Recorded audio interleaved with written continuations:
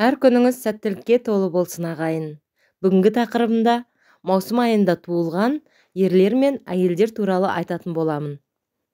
Маусым айында өмірге келгендер уайымшыл, әрі жаны тез жараланғыш. Істеген істеріне сергектікпен, байыппен қарайды. Табиғи дарынды, алғыр және мейірімді. Өзінің жақындарына тұйық көрінгенмен, сырт адамдармен ашық жарқын шешіліп сөйлеседі. Дау-дамайдан алыс жүргенді ұнатады. Бұл айда туған ер адамдардың қызмет пен махаббатта жолы болғыш.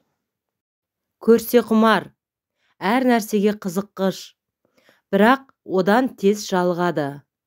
Тазалық сүйгіш. Ал әйелдер үй тазалығына ерекше көңіл бөледі. Әдемі әрі қымбат ыдыс-аяқтарға қызығады.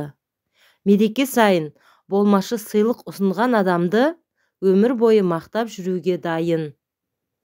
Олар әр қадамдарын аңдып басады. Өте сезімтал жандар. Сондай-ақ мейірімді және ешкімге кек сақтап, өкпе реніш арқаламайды. Сөз таластыруды, айқай-шуды ұнатпайды. Ондайдан әрдайым аулақ болуға ішкі түйсіктері жақсы көмектеседі. Құрметті оқырмандар, бүгінгі видеом сізге ұнаған болса, комментарийде пікірлеріңізді қалдырып, лайк басуды ұмытпаңыз. Достарыңызға тарата отырыңыз.